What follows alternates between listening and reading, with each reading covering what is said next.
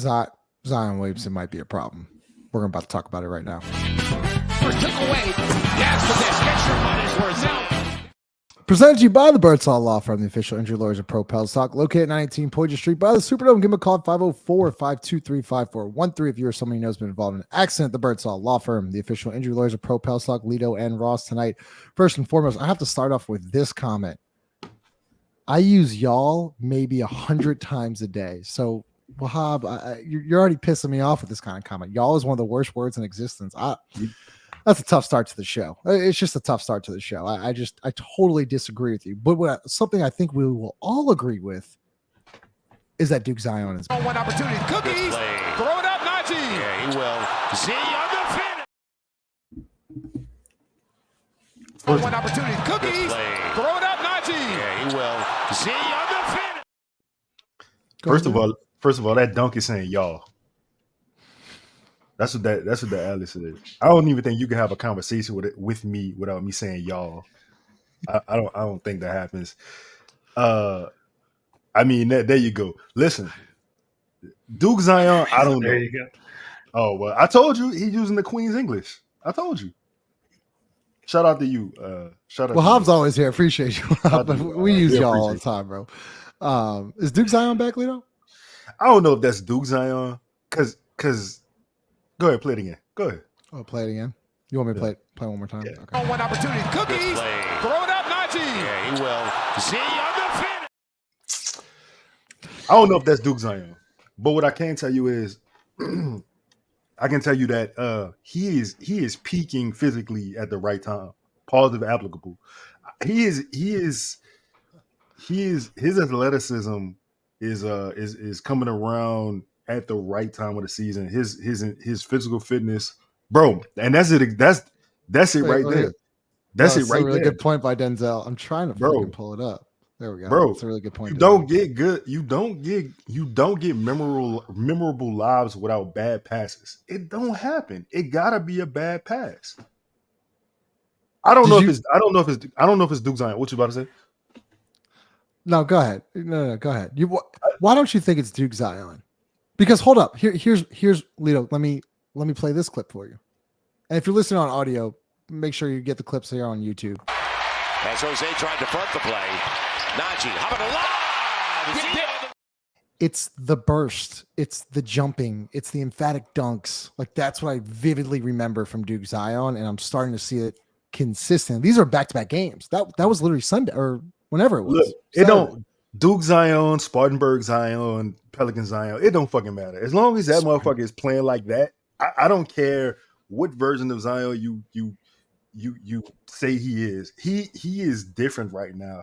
Me and you were having a conversation before this thing started, and he's in a he's still not 2021 Zion, but that don't matter either, bro. Like this guy is different, and he's rebounding, and he's playing defense, and he's just rounding into a very well-rounded basketball player.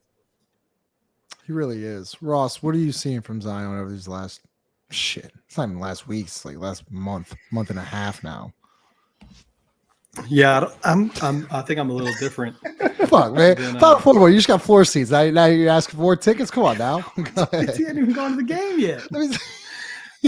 Jesus. This is the best I've seen him play. I really don't know that it's that close. And I'm referring to 2021 Zion too. It's just really easy. Like a night like tonight, against a team that's not played very well, whatever. It was just easy. I mean, I don't know, what was he, 11 and 14 or 15, whatever. It was just like, it was easy. This was this is what 11 sometimes 16. we say 11 to 16. I think they said since the All-Star break he's shooting like 65 or 66% or whatever he went. I don't think he missed a free throw tonight. Again, he continues to look more and more comfortable with the stripe. We're seeing him do things defensively that he hasn't done at any point in the NBA. This is the best I've seen him play overall. Like, this is the best winning version of, like, this Zion can win you something. When you say win you something, what do you I don't know. Win you something? I'm not sure exactly what I mean. Okay. I was about to ask. I mean that this version of Zion can win you a playoff series. I think I feel very good about saying that this guy can easily win you a first round series. Make sure you smash that like button. I thought early on tonight, Zion. Speaking of Zion, Lito, too early fouls. I think it was taking out like maybe around the 8-minute mark. Is obviously a good sub there by Willie, but I thought CJ looked pretty good tonight. Maybe turning a little bit of a corner. I thought his shot looked good. Looked like he had more legs under him. Like he goes 4 of 8 from deep tonight, 6 of 12 from the field, 16 points, and plus 20. We keep talking about this, and I know this guy gets a lot of flack here on social media and Twitter and so on and so forth, but I keep saying this. The Pelicans are really going to need CJ McCollum down the stretch. They really, really need him, because when you can space it with CJ and Trey, and CJ's hitting threes and Trey's hitting threes, and we're going to talk about Trey too, because Leo, you had a tweet tonight where it was, I think he might cross, he almost crossed somebody up, but he had a pump fake, double pump dunk. And I feel like Trey Murphy is 100% back. But before we get to CJ McCollum, over his last 2 games, drops 30 against Portland, goes 50% from the 3-point line. Tonight, follows it up again, 16 points, 50% from the 3-point line. Is he starting to maybe get his legs back? I gotta see more than tonight, because I mean, not to say those points and those shots he made were necessary, because they were still needed. I think he was a little more measured tonight, if that makes sense as far as his game. He wasn't pressing. He wasn't really calling his own number a lot. I agree with Dono. I think he still needs to find his legs. The thing for me that I was really happy to see. What up, Jake? The thing I was really happy to see is the assists. I was happy to see the assists. Because for me, this is technically still a team building exercise, like with all 3 of them. And if Zion's got it going, everybody can't score the basketball. You know what I'm saying? Like, everybody not gonna be able to score. When somebody cooking, you gotta literally just. I don't want. Oh, pause. I was about to say, oh, that was crazy. When somebody's cooking, you literally just gotta keep giving him the basketball. Yeah, that sounded better. I think this is one of those games where CJ was 4 for 8 from 3. So he shot 50. He goes 4 of 8. You're gonna live with that every night. Shooting 8. You're gonna live with that every single night, going 4 of 8. And here's the thing, Ross too. Like, Trey Murphy and CJ McCollum were shooting practice threes the entire night, just simply off of Zion Williamson. There was one moment there, Ross, where I think might have been in zone. They give Zion the ball on the left block, and like 3 people come over, and Zion's like, okay, I'm just going to throw it to Trey to the right wing, and you're going to be wide open. I think AD, shout out AD, happy birthday to you, AD. I think call it butt naked, wide open. When you're playing through Zion Williamson, Ross, CJ McCollum and Trey Murphy are going to get these wide open looks every single night. Yeah, that's what I know Lito said he's happy about the assist tonight. I'm happy just to see him comfortably. Like, he looked like he had more bounce on, like in just the jump shot tonight. That's what I'm happy to see, because the one thing I think I'm most curious about for the last 15 games, however many are left now, is I think you're going to see more of what you saw tonight, which was a lot of zone. And you're going to see a lot more of just truly building a wall. Like, I think a zone's a death sentence for defenses. I think it's a death sentence. I think it's a death sentence for a certain, but it's a last resort, right? Like if you're going into zone for like extended periods of time, like it's I don't know. I mean, that's the only way I can describe it. It's a last resort in the NBA. Like, you're praying that the other team doesn't make shots. Like, you're just praying. And to be fair, there were a couple points tonight where we turned it over against zone. Looked a little like out of sorts at that point where they cut it to maybe like 12 or 10 or 13 or something. And so I think if there's one, I don't want to say negative takeaway for tonight, but that's the one thing that they're gonna need to be prepared for, is to see a lot more zone, and we're going to need either CJ or Trey, or I thought Herb, I was happy to see Herb take the shot he took in the fourth quarter. 3. But Yeah. they're going to have to be prepared, I think, for like teams to take it out of Zion's hand, like to a certain extent, to as much as you can. Mont Dog, I didn't see your first comment. I just saw the last comment. Oh, this one? No, others can score. Other people on the team can definitely score. I'd like Brandon Ingram to score more. I'd like Jonas Valanciunas to score more. I'd like both of those guys to score Let's more. talk about Brandon Ingram scoring. You want to talk about Brandon now? I had him later in the show. You want to talk about him now? It don't matter. It don't matter. Go ahead. You had mentioned it, so Go ahead. I'm gonna say what I said. I'm gonna say what I said last pod about the last game. I think he went identical. He was 4 for 13 last game, right? Or he was 4 for 13 last game. He was 4 for 12 tonight. Am I tripping? No, you're. I thought you were. Yeah, you're right. Keep going. All right. So I'm gonna continue to perseverate on what I said last game. I feel like chill out. I feel like my dog is a BI guy, right? I think we at some point have appreciated Brandon's scoring. I seen FIBA behind the quotes, and that's crazy. I'm gonna leave that moniker there. But Brandon got to figure out a way. I understand he's in a slump right now, and I do appreciate the 6 assists. It's 4 rebounds, but he gotta get to the line more.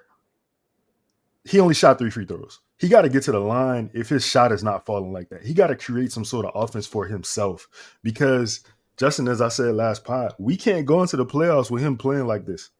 Him playing defense like this is great, but him scoring like this is not. It's not gonna work, bro. It's not gonna work. Why do you think he's struggling? Do you think it's a mind thing? Do you think it's a rhythm thing? Like, where are you seeing Brandon struggle? Because I feel like. Go ahead. Honestly, I feel like he's struggling because Zion not struggling. So you don't think they can both not be struggling at the same time? You think Brandon is on and Zion's off, and Zion's on and Brandon's off? My whole thing this season was like I haven't really seen them play together. I've still, even in the struggling, right? In this sense, right? At some point, you would think that maybe Brandon would call Zion to come set a pick for him, or they would be involved in something. Like he's struggling. Like make life easy for me. Can I stop you there? I don't want to cut you off. Can I stop you there though for a second? Because don't you think that if you see Brandon struggling, you would try to create an easy look for him? I don't think I'm not putting that on. I'm not putting that on Willie Green. I'm not putting that on Willie Green. I'm not necessarily putting it on Willie Green, but if one of your top scorers is struggling, you would think you would want him to get an early look, a good look, something come off of a down screen, maybe even a back screen, a layup, maybe something to the rim to get him the free throw line back into rhythm.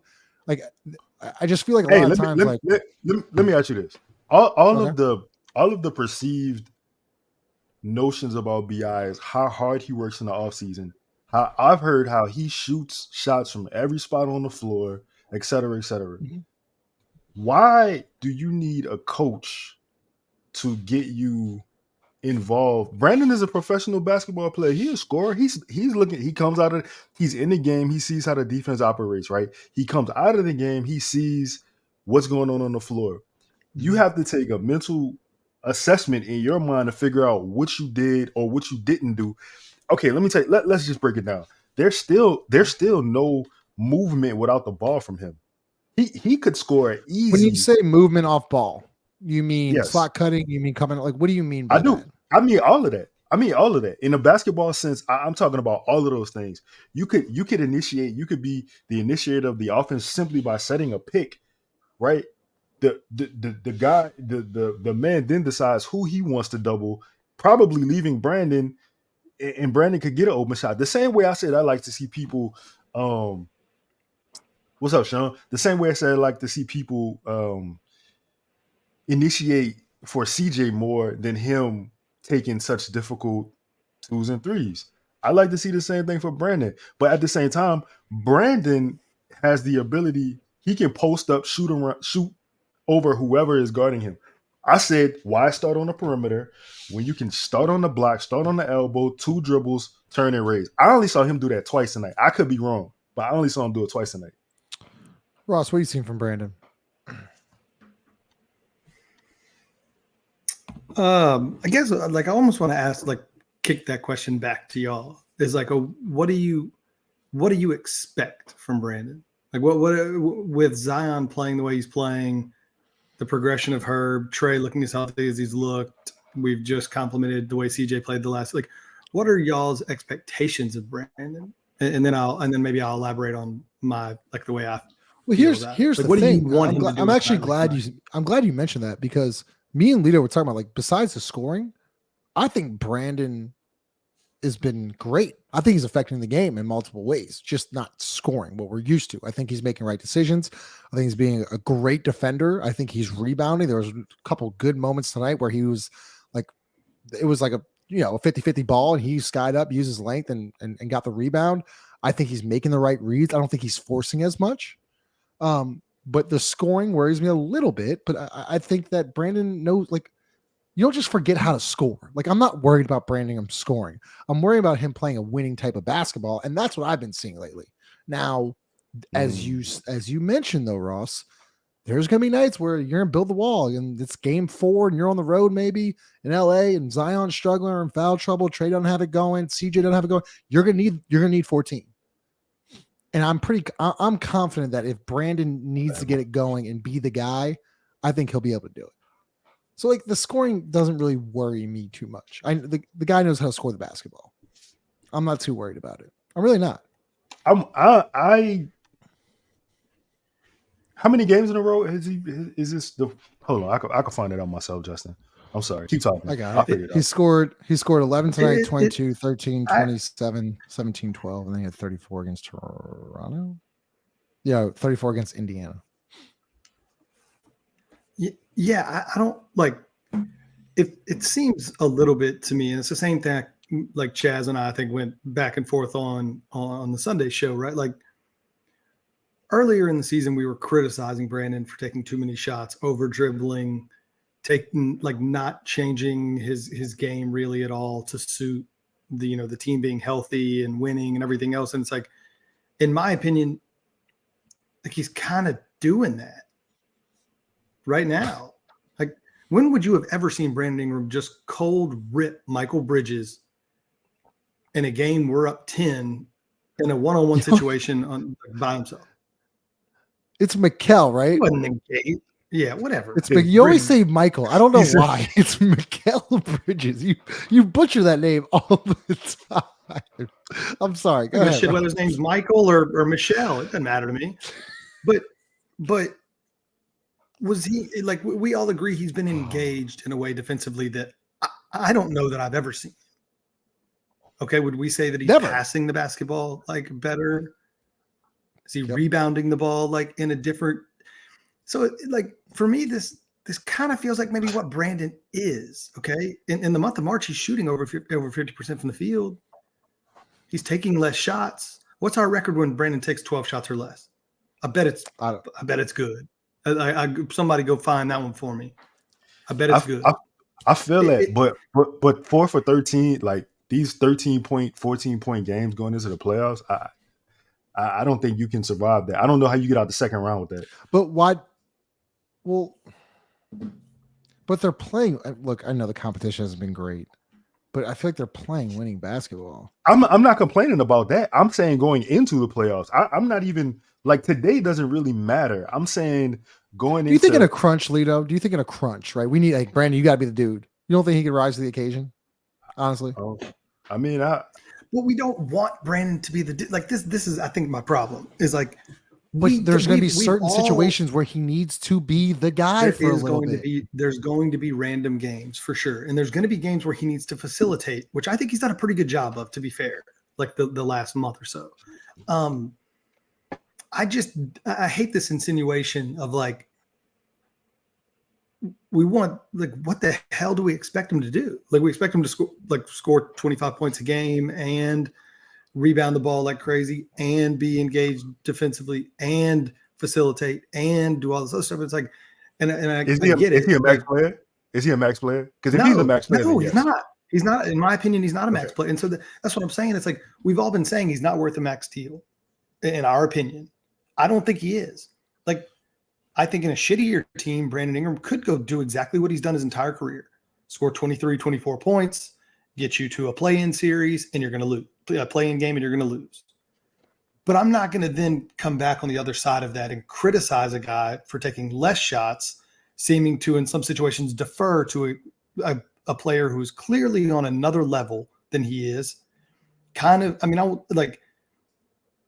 don't understand how we like. It just seems like we're being a little overly critical in terms of what the expectation for that guy is. Like, I don't think we've been critical. I think we literally said like positive things about him. I mean, we were saying he's not scoring the ball over this last 4 or 5 games. I don't think I want him scoring the ball. That's what I'm saying. Like, because for him to score the ball, what's the one thing Chaz says every single time? It takes him 20 shots to score 23 points. I don't want him doing that. I don't want him scoring 23 points if it takes him 18 shots, 19 shots. What I want him to do is take less shots. Can I address? I gotta address this comment. And Ricky, I appreciate your comments and thanks for watching. We got to talk about it though. Like you do it. Like I want everyone to understand. Like no, I'm not giving them a break. Hold up, Lito. Like we have to talk about a guy clearly struggling right now, just scoring. We just were very positive of him defending and making right plays and playing winning basketball. But we have to talk about this kind of stuff. So I think it's kind of interesting. So again, for me, it's not that I don't want him. In my opinion, we look better when he takes less shots. What up, Chaz? And I guess that's really the correlation I'm trying to make. I think we're a better team when he shoots less. When he shoots less, he's going to score less.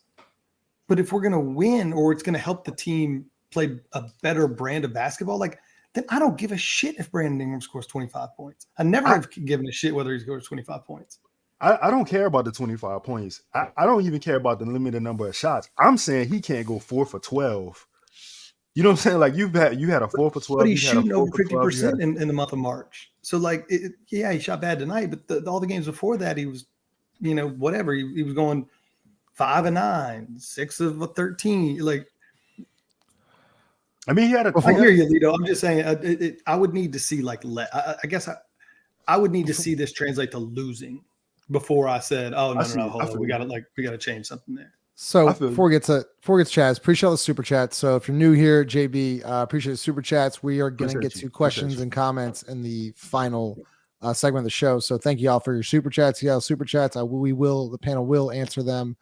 Wait, at Justin, the end of the show. Yeah. Before you move on, I have to address this comment. Dane, I'm not sure how you identify. I'm just going to say, Dane, brother, I've said CJ was stinky for a couple weeks now. So I don't know who the we is, but he was pretty stinky. Yeah. Chaz. He might be referring to himself. He did say we. Chaz. Okay. You never know. Because we is French. You never know. You missed. I don't know if you missed is Duke Zion back. So I'm going to play this clip. One opportunity. Cookies. Throw it up, Naji. Yeah, he will. Z undefeated. Is the question is Duke Zion back? Yeah. Nah. Is this the best version of Zion? It's probably the best version of Zion we've seen, especially from a defensive standpoint. But Duke Zion was supposed to be averaging 35 points. He's supposed to be you know what I'm saying? This motherfucker was like Thanos. So that's not. I don't think that guy exists anymore. Just because this Zion, he doesn't finish above the rim a ton. I don't think any of us figured that he had this much finesse to his game. And soft touch around the rim is almost Kyrie-like. So I don't think we'll see that guy. We were sold, but I do think the NBA version of Zion at his best is a very, very good player.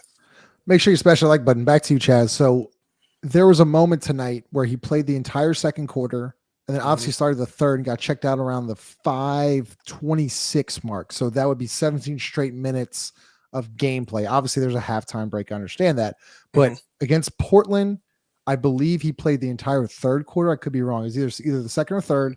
And then tonight played the entire second quarter. We had not seen that at all year. It's been like the 6 minute, 7 minute kind of like segments. Now you're starting to see whole quarters. Do you think he's in, playoff shape? Would you say he's in playoff shape right now?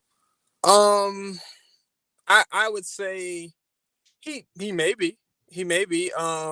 I think in with playoff shape, you get with the playoffs, you get so many. Look at this meat merchant with playoff Mont Dog, the meat merchant. But you look what Mont Dog said earlier, y'all. I'm gonna get to your question. Somebody said, yo, get off. Somebody told Mont Dog, get off BI nuts, right? And he said, I'll get off when you get off Zion nuts. I'm like, wait, so you're saying you are on his nuts? So that's what you're saying. It's but crazy. Anyway, now with the playoffs though, it's different because I think he can play like 40 minutes if he needs to, but you got a bunch of days in between games, so you get more time to cooperate and like recuperate. You're not traveling as much.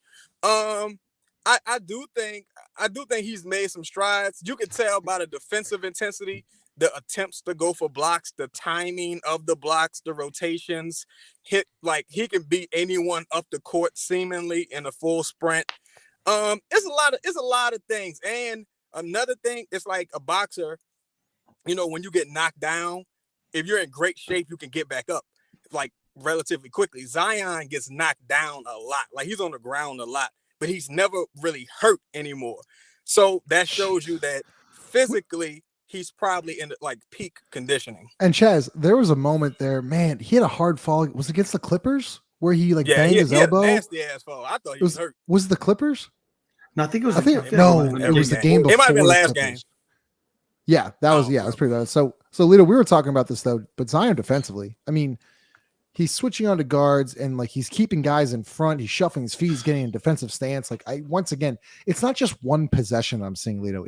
It's 3 or 4 or 5 defensive possessions in a row. Now, obviously, we don't need Zion to be elite defensive ends. I've said this all for a long time. He just has to be average. He has to rebound and make a couple highlight blocks and like so on and so forth. But once again tonight, Lito, he's switching on to guards and he's not getting beat.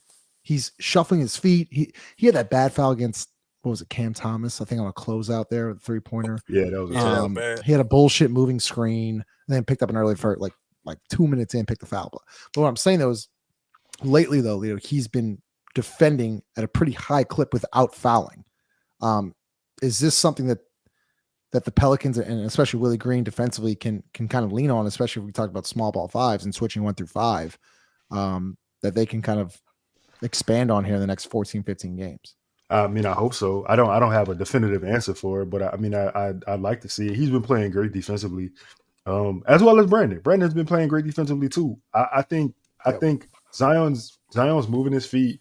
Zion's getting rebounds.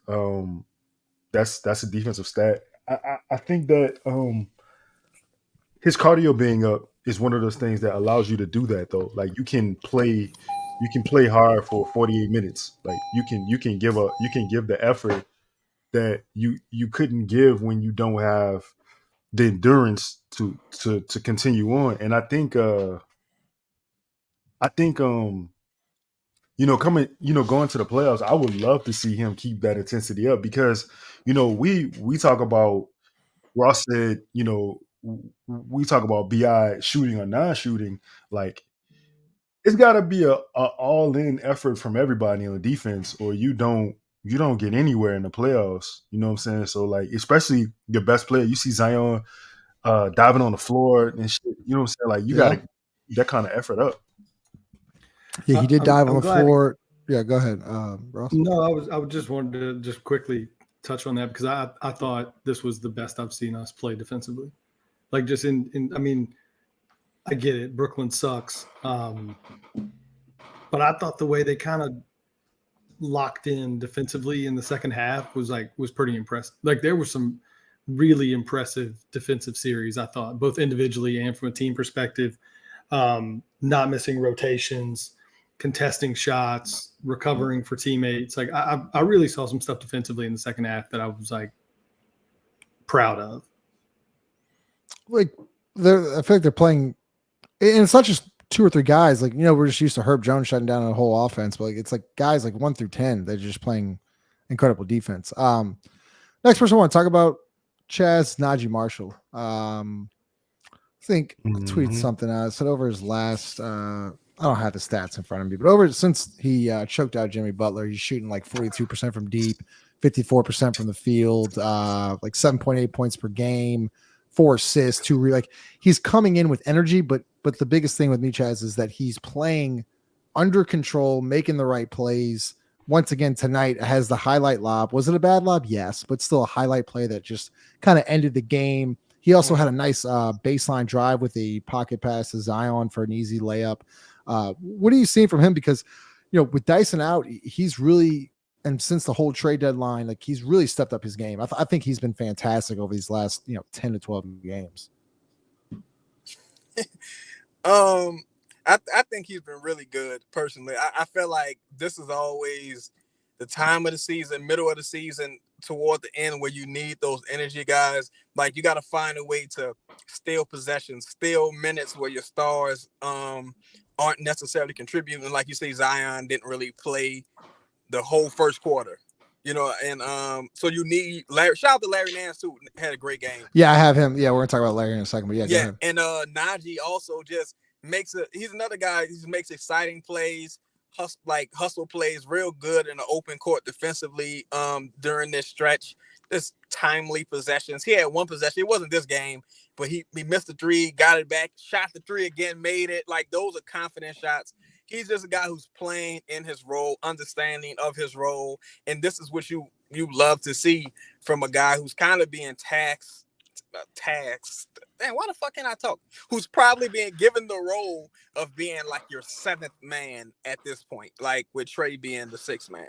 So Naji's really stepping up to the plate in that regard, and shout out to him, man. Get that money, Naji. Get paid, brother. So Lito, I gotta ask this question because Dyson, Willie Green yesterday said that Dyson might be coming back in a week and a half, 2 weeks. If Naji's playing like this, you're gonna be shortening up the rotation in the playoffs. Is there an odd man out? Or is there enough minutes here? Because Larry's gonna get his minutes, and Jose's probably gonna get his minutes, and Trey's gonna get his minutes. So then Dyson, Naji. I mean, you see usually a difference, like a 2-3 minute difference in Naji and Jose's minutes allocation. So if it's anybody, it probably might be Jose. I think Jose still gonna get minutes, but I believe that he may take some of, or he may combine Naji and Jose because he loves Dyson, and I can't really, you know what I'm saying? Like if Dyson is gonna be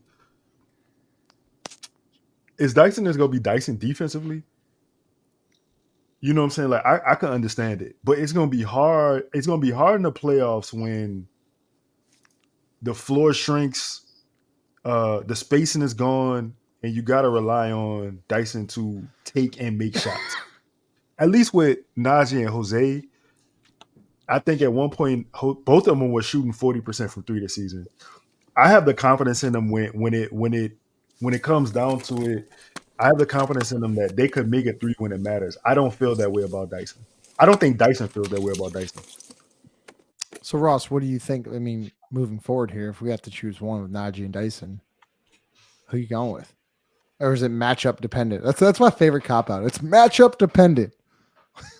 Like I kind of disagree with that. Because like here's the thing. Dyson's a great defender. Naji's an okay defender. Naji's a way better offensive player than Dyson. What's more important in the playoffs? You would probably say defense, but I just think it's so insignificant that I sort of don't care. But I agree with Lito. If you made me kind of give you a response, I think the person that would lose minutes is Jose, because we've seen, I think, some of those lineups with, I could see Dyson playing with Brandon and Zion and CJ. Or Brandon and Zion and her situations. Maybe right now a situation where Jose might get in there for a few minutes. But look, the numbers with Zion and Dyson have been good. They really have. They've been good. So I think if anybody loses a few minutes, it's probably Jose. But I'm not sure how much those guys are. You're talking about, just a few minutes here and there. If you're playing an 8-man rotation in the playoffs or 9, those guys are playing 10, 12 minutes. So I don't think it's a huge deal either way. But I think Dyson is more likely to take some Jose minutes than Naji. Do y'all think Dyson should go to the G League, get some minutes? But before I think he absolutely has to. I mean, he hadn't played basketball in what? Probably a month and a half. Yeah, I think doesn't that season usually end early? They're probably almost done. That's what I was thinking. I was thinking about it. They're probably almost done here pretty soon. If not, I would send him down there to play as much as he can over the next few weeks, though, for sure. So if that's the case, then Dyson coming back, and we talking about him possibly taking minutes from rotational players. So that means that Jordan and Matt are definitely done. Yeah, they've been done. I stopped doing that. I stopped battling that. Are you kidding me? Jordan's been done for a while now. We have to shout out Larry Nance. We're talking about good performances. So Chad, will start with you tonight. Larry was really good tonight. I thought he had a corner 3. He was active on the board, 6 of 8 from the field, 1 of 3 from deep, 10 rebounds, 13 points. You get that kind of performance from Larry Nance. Yeah, I mean, he gets 28 minutes, JV 17. I still don't love the Larry Nance starting for JV in the second half. I just can't understand that. But productive minutes from Larry tonight, Chaz. Yeah, honestly, that's where Dyson's minutes are going to come from. JV is going to be, in my opinion, Dyson and Larry are going to be your 4 and 5 in the playoffs. I don't think you're going to see much JV at all.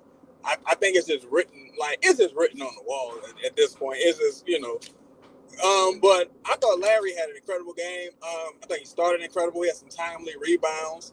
He kind of just, it was one of those games where you're like, if Larry Nance giving you 15 or however many points he had, it's like you just meant to lose.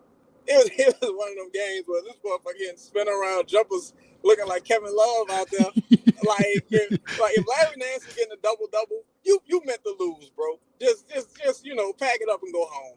You know what I'm saying? Shout out to him though, had a really, really good game. Chaz, that's a good point. So Lito, with the JV stuff to Chaz is like, seriously, if the playoffs started tomorrow, I gave you an over under 9.5 minutes play for JV. What do you think? Be over or under in the game? It'd be under. Do you think he even starts in the playoffs? Seriously, I think he starts, but I mean, I don't think that means anything. You see him start games and not get many minutes in the second half anyway. So I don't really think that matters. Listen, man, give Larry Nance credit. Give him credit. He played well tonight. You know what I'm saying? You say give him credit more and more these days now. You know what I'm saying? Just give him credit, man. He played well tonight, even though Brooklyn technically had no resistance on the front line, but he played well against. You have to play well against bad teams. You can only play the teams that are scheduled, and he did that. So here's the thing: if Larry's got it going, and he's playing well, I'm all about cool, I got it. But if there's moments where he's struggling, or it's not his game, you got to be able to pull him. But this is where I think where Dyson comes in, Ross. And Chaz makes a good point. Could you possibly see a Dyson Larry 4 and 5 in the same lineup at the same time? PU. Why would you want to see that? Why? Let me ask you a question. Because okay. Larry individually played better tonight. Did we win the third quarter tonight? I'd probably say no. I don't have the box score. Did we win it against the Clippers? No. You lost the third quarter tonight. Did we win it against the 76ers before that? No. Did we win it against Cleveland? No. Why are we doing this? Why? Are you talking about the third quarter where Larry starts over JV? Yeah. Why are we doing it? But then everyone's like, well, the starting 5 is a net negative too. So why are we doing that? I'm just not finding a bunch of games where we're winning the third quarters. Like, just go small then, or do something else. Like, I don't like this is like, yeah, Larry, I thought individually played a good game tonight, but like, I still don't see why we're doing this and why this is like a thing that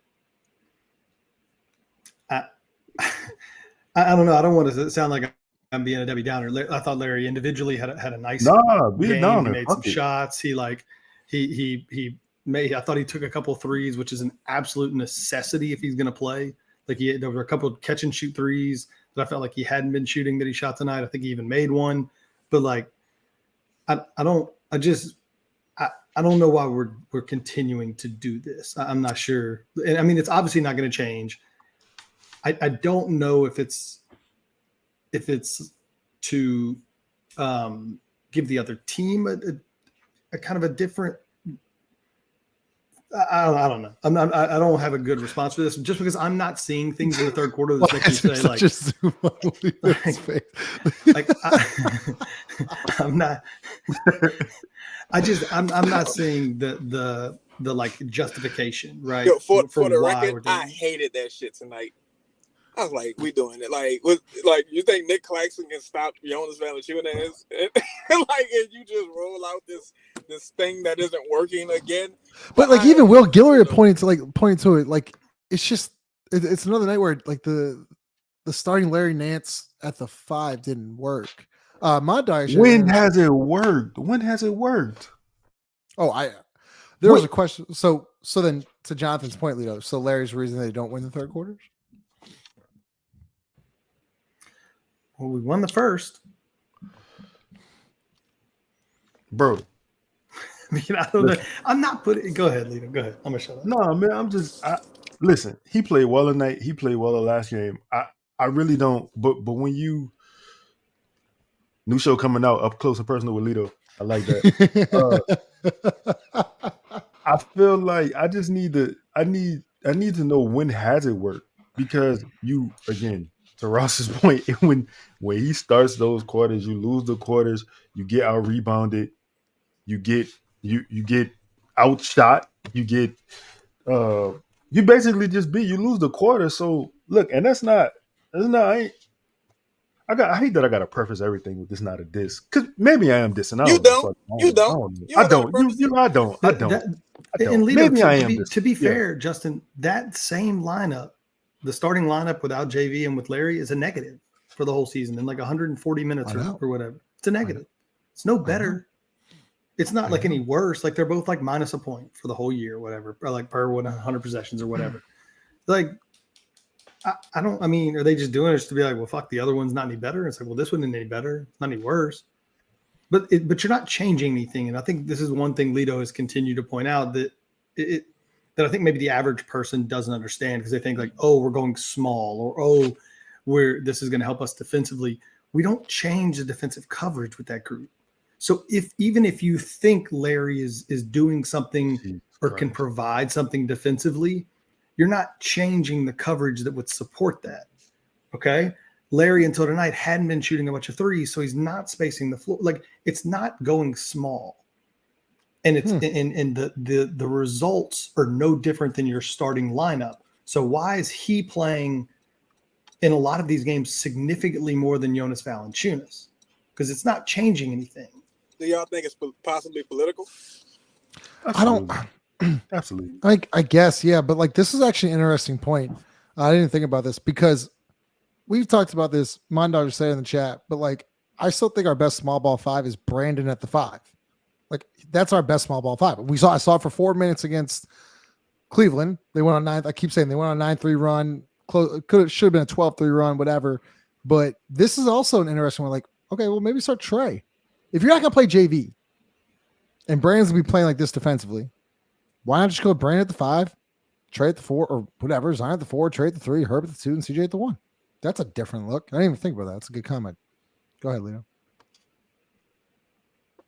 Are you muted? Oh, go ahead. Sorry. No. In 128 minutes, with Brandon, Herb, CJ, Larry, and Zion, 128 minutes, you are a negative that whole thing is you're a negative in threes attempted, a negative in 3-pointers made, a negative in field goal attempts, a negative in field goals made. You're a negative in rebounding. You're negative in turnovers. You're negative you're negative. What are you gaining here? That's what I keep saying is, what are you gaining? I mean, let me ask you this.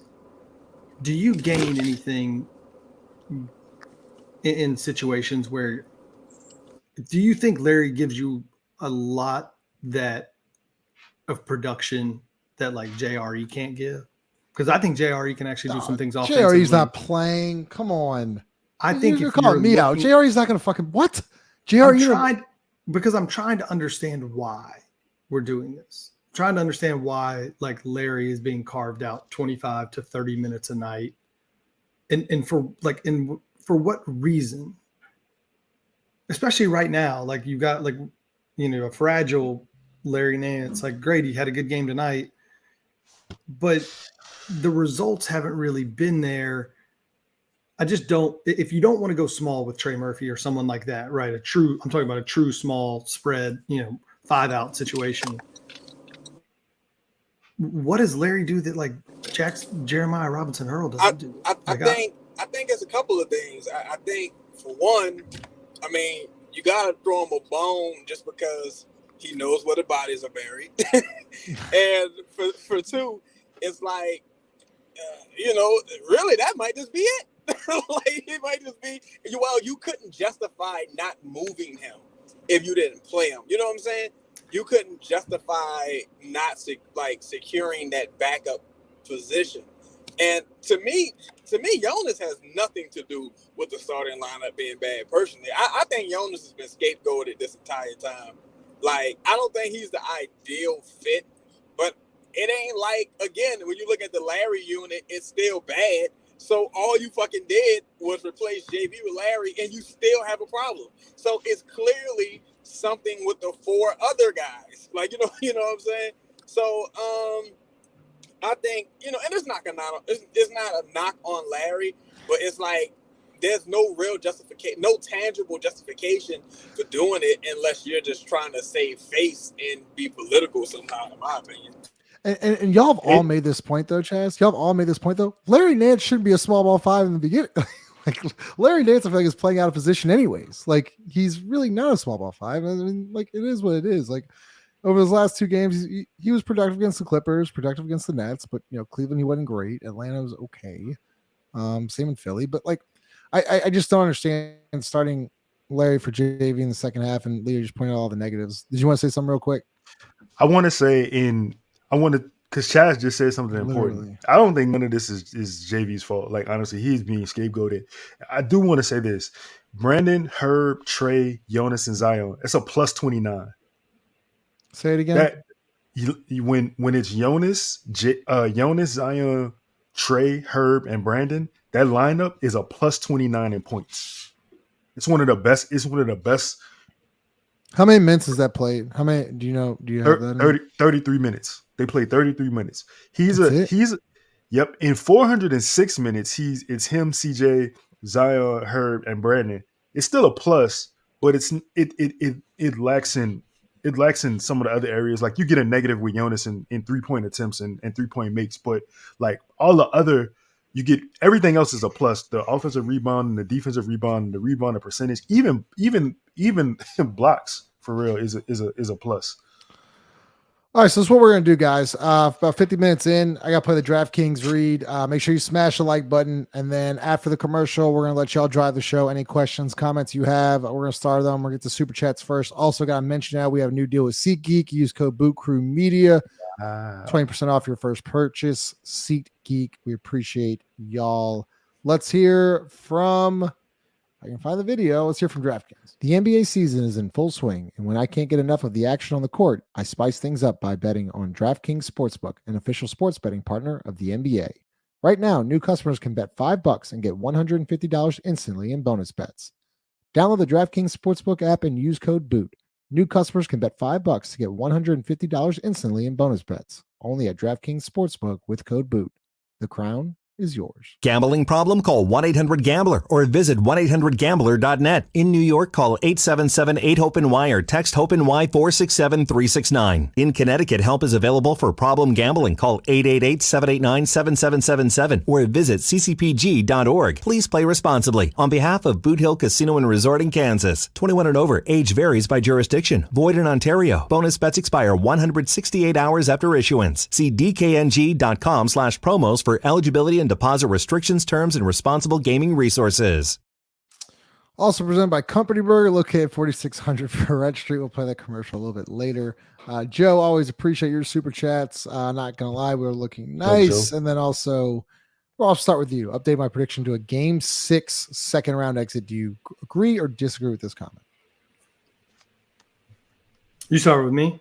I am. I'm starting with you. Do you agree or disagree with this comment? Ooh, man, I think that's probably right on for me still. And it depends on the matchup. I mean, if it's Denver, I absolutely hate the matchup.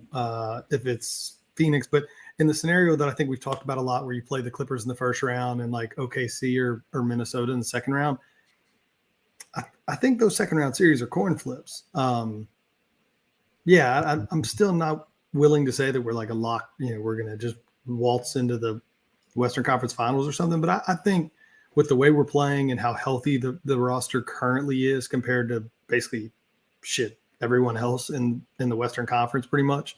I think that's a fair prediction. And it depending on who the matchup is, I really think it could go either way. Chaz, from our guy Jake Hardy on Facebook, over under a 4-year, $100 million extension for Trey Murphy this offseason. 4-year, $100 million? I think that would be ideal for for the Pelicans. I think he's looking for that Vassal contract because he got a lot of leverage. Like, if the games keep going like they're going recently, he gonna be asking for some big bucks. So I'm gonna take the over. Take the over. Okay. Lito, appreciate you, JB, with the super chat. Please rank. Who do you want taking the clutch shot in Game 7? There's no Zion here. Who do you want in the clutch shot oh, wow. Please rank. Who do you want taking the clutch shot in Game 7? B.I., Trey, or CJ? Zion. Can't have Zion. Zion's not an option. Can't have Zion. Rank them. You got to rank them. So top, middle, bottom. Yo, you could have said that a whole different way. What the fuck? What? You got to rank them top, middle, bottom? He repeated it. Yeah, of course I did. It's insane. Go ahead. Wait, Christ. I need to know why Zion not an option though. Because he's just not. It's a super chat, and he's just not an option, Lito. Zion's out. All right. So he's in foul trouble in this game.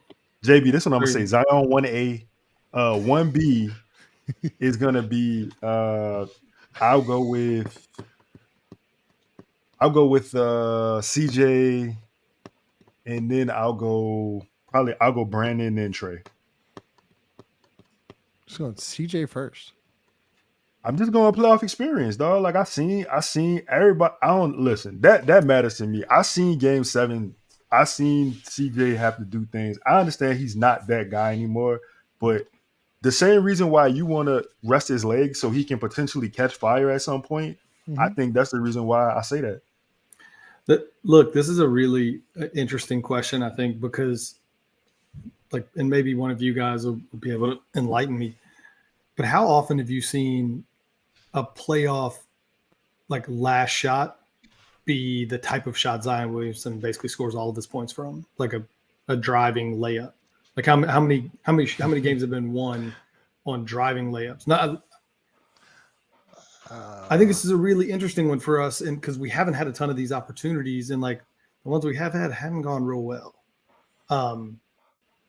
And I'm not sure that especially in a playoff type situation, you can say Zion 1A all you want, and I probably agree with you just because he's our best player and everything else, but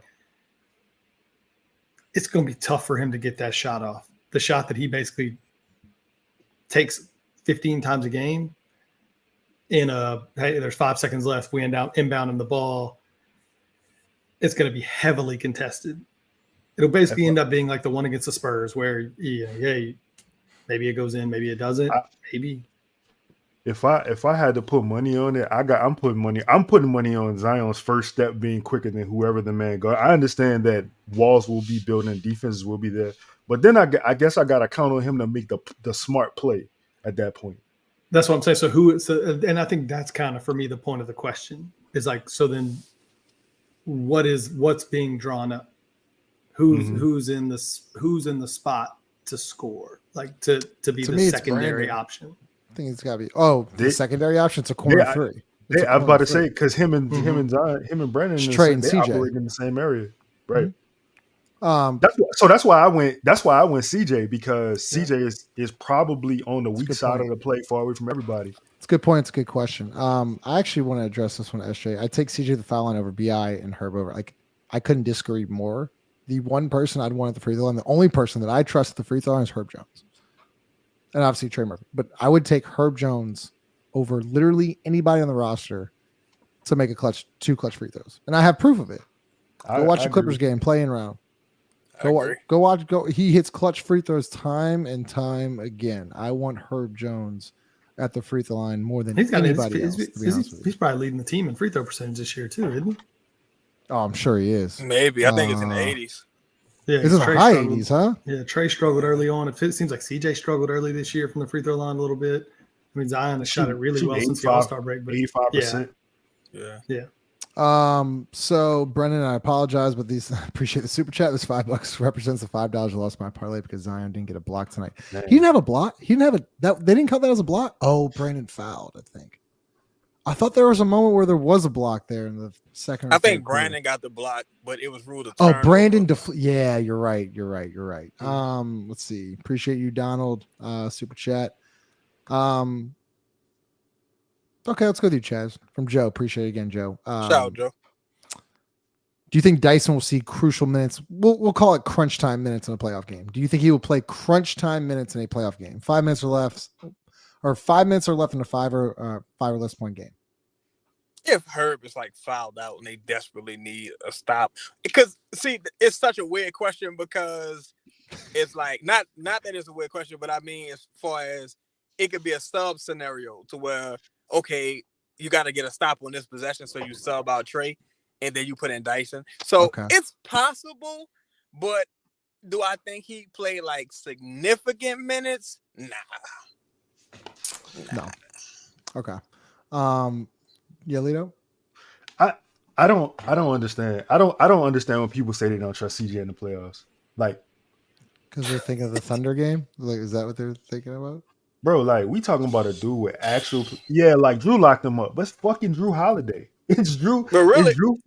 Drew locked Dame up. CJ was the one who played well. He did. I was about to say that. I don't like. I don't buy that. Like, I don't agree with that. Man, the moon made of cheese, man. By the way, Chaz, you have a good show out there. Make sure y'all check out Chaz's latest show.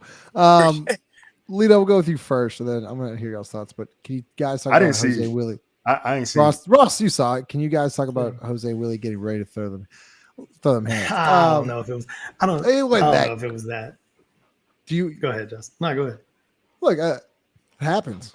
I mean, Jose's playing in front of, I think, whatever they said on the broadcast, like 103 family and friends. Like, he obviously wants to show out, play well.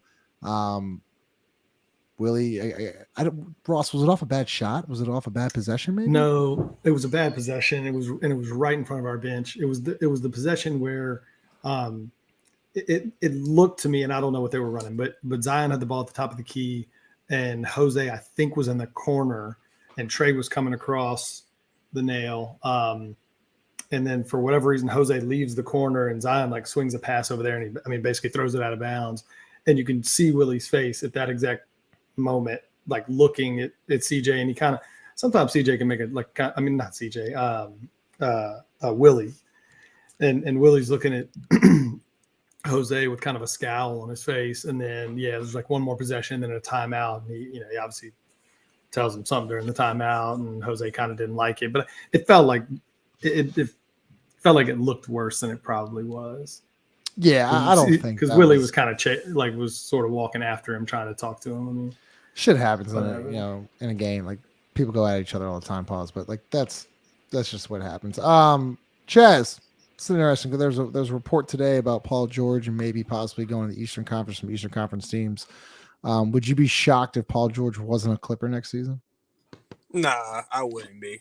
Just because that's a high payroll for a team that's getting kind of long in the tooth.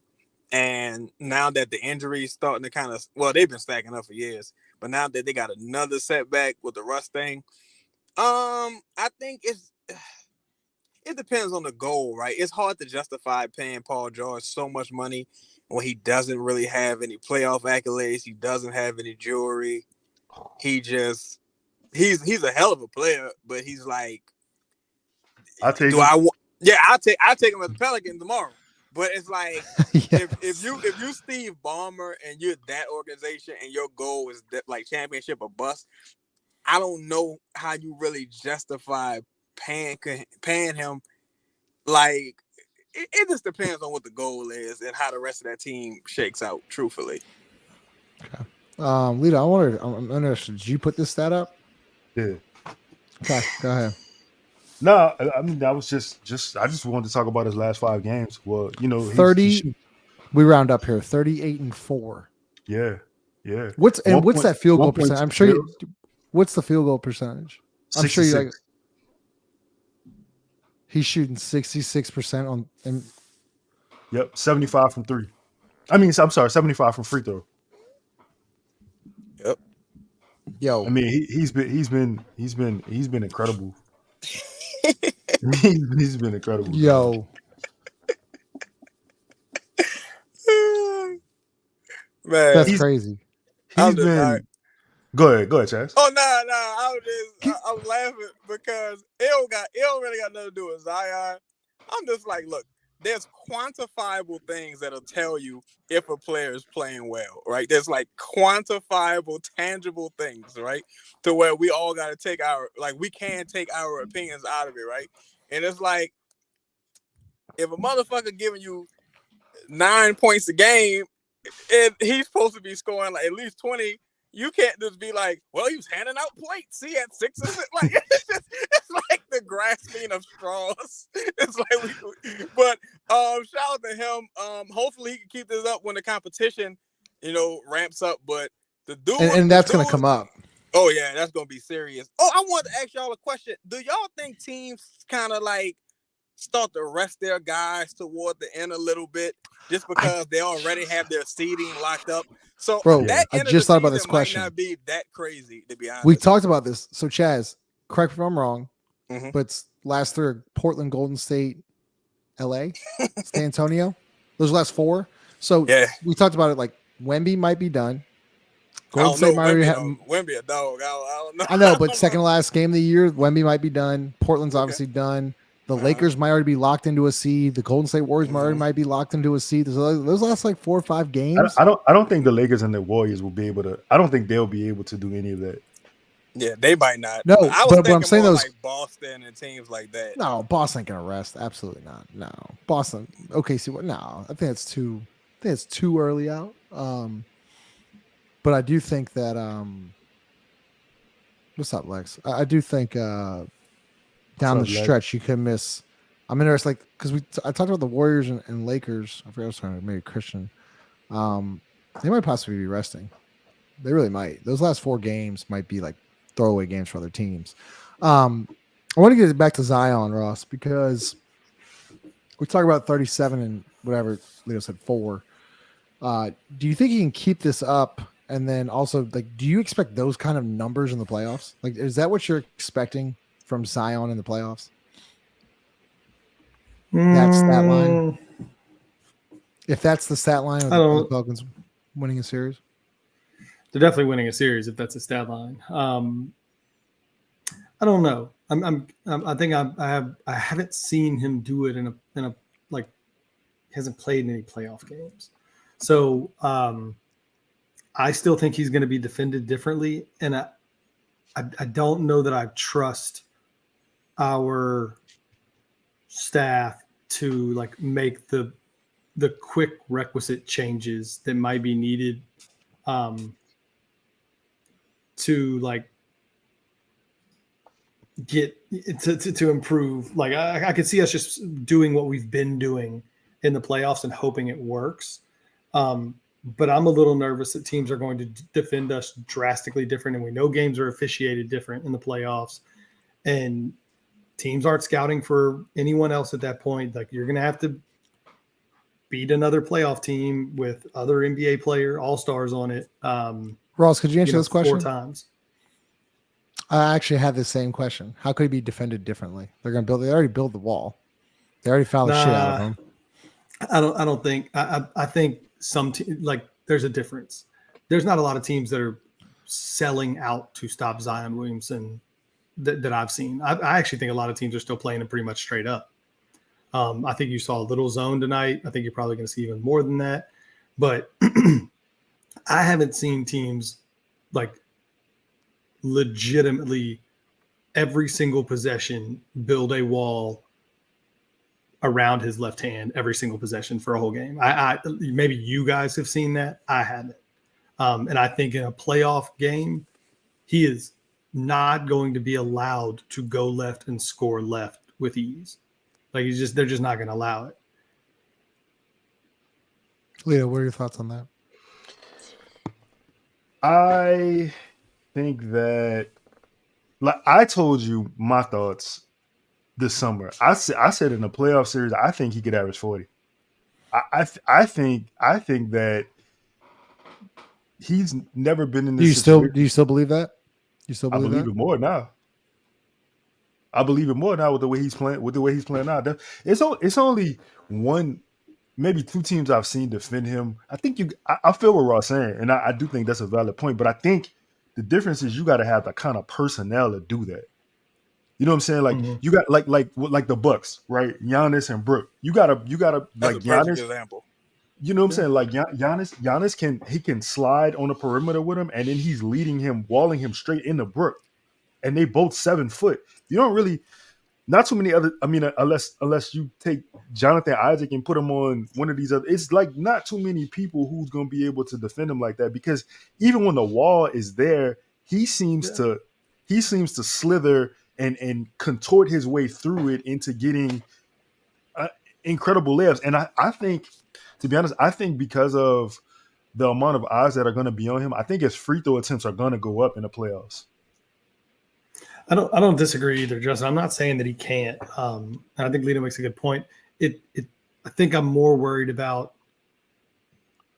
it can't. Sometimes it can't just be simple, right? Like I think in the playoffs, like it doesn't mean that he can't still score a bunch of baskets. I think getting out in transition is still huge. Him getting rebounds and sort of leading that break on his own, I think is still important. But it might be about getting him the basketball in different situations in different areas such that it's more difficult to. I thought they did a nice up. job of that tonight, actually. Yeah. I thought that, like, in the zone, they put him in the middle. When they needed a bucket, they got him on the block. They got him on top of the key. I actually rarely saw him in the corner tonight. Chaz, there was a comment in here. Fuck, I just lost it. Oh, here it is. Because and I appreciate you firing the Bayou. Thanks for the comments and watching. But if he hasn't unleashed the midi and the 3-point shot now, I don't think it's going to come in the playoffs. Like, Chaz, do you see something different? Like he's got this little baby hook, which I kind of like, which I think it's grown a little bit there. Like he had it tonight. I don't see a midi. I don't see a kid. Like I don't see Zion pulling up for 15 feet off the dribble. I just don't see it. Hold on 1 second. Can y'all hear me? Yeah.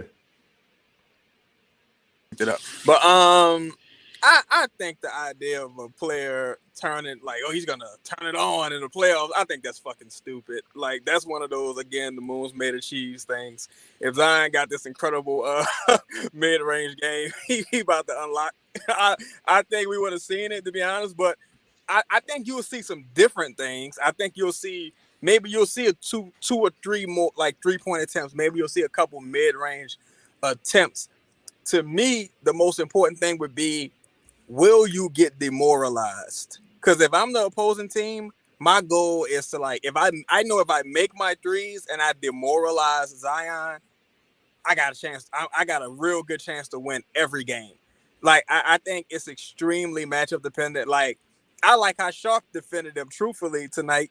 So if you can just, be real physical, he's not making his free throws, he's missing some easy lay-ins he usually makes, I think you really got a shot.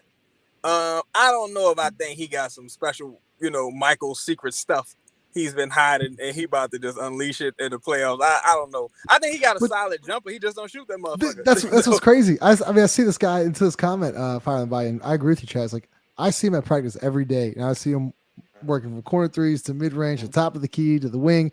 Like, his form's good. His shot, his touch is really good. Hey, I'm a master sniper on GTA. In real life, I die. So, fuck. I mean, that was good. That was great. There. Any more? Look, we'll go about 5 more minutes. If you have any questions, comments, jump. Damn, wait. bro. This is I understand. Oh shit! I'm sorry. I'm sorry. Shout out to. No. Yeah, I understand what you're trying to say, but the point I'm trying to make is, no, I would still give Beast Mode the fucking ball. But if he's gotten stopped on 4 straight ISOs off, like between the center and the guard, I wouldn't continue to do that. I would maybe run something off tackle. I would maybe put him in motion one time. I would maybe hand it to him from the shotgun. If you really need a bunch of football analogies, I can give you a bunch. But what I'm saying is, it doesn't have to be incredibly simple. Zion at the top of the key being allowed to go left. Like, that's going to be more difficult in the playoffs. That's what I'm trying to say.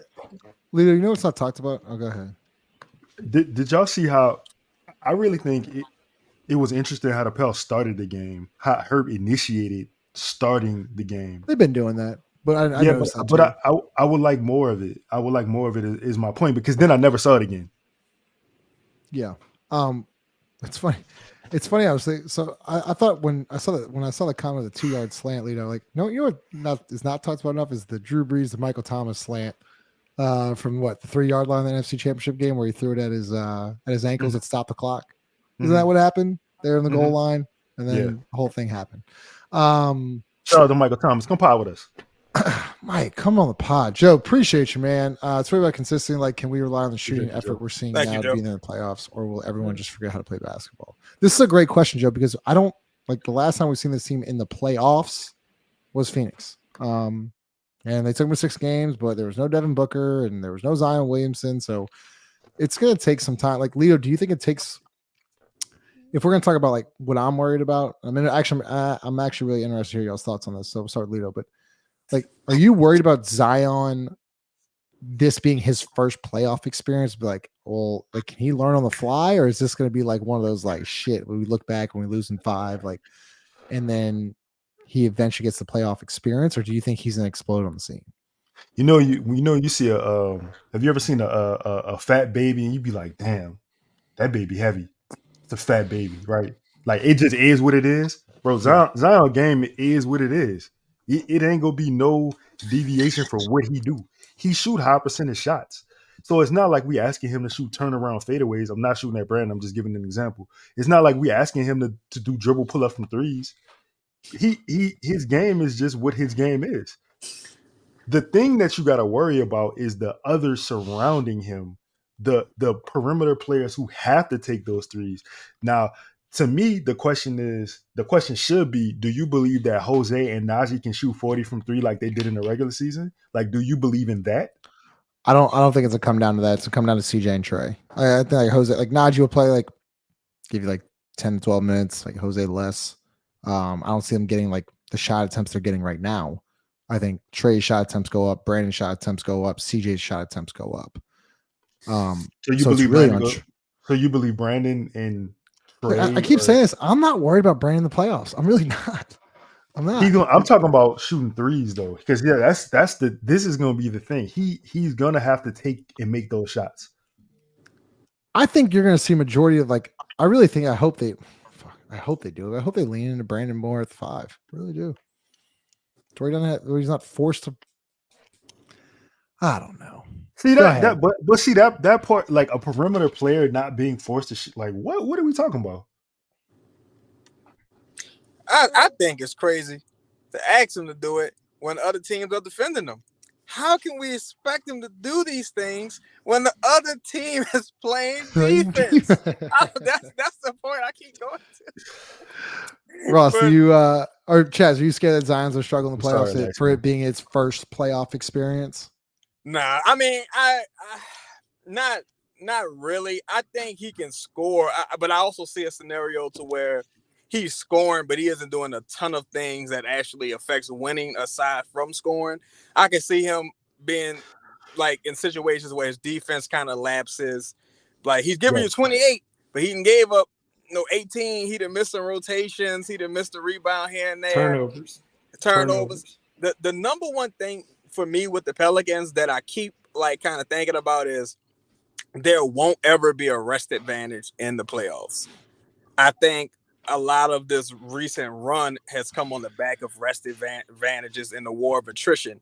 So all things being equal, if everyone's rested, if everyone's healthy, it's going to be, I think Zion might be a little less effective in the playoffs just because if a motherfucker tired, it's easy to run Jerome Bettis at him and like just demoralize them. But if the guy's kind of fresh, and they locked into focusing on stopping you, again, he don't have the wingspan of a Giannis, and he's not really known for finishing like above the rim. So I think he'll have to download the data and figure out what works for him in the playoffs and pick his spots early on.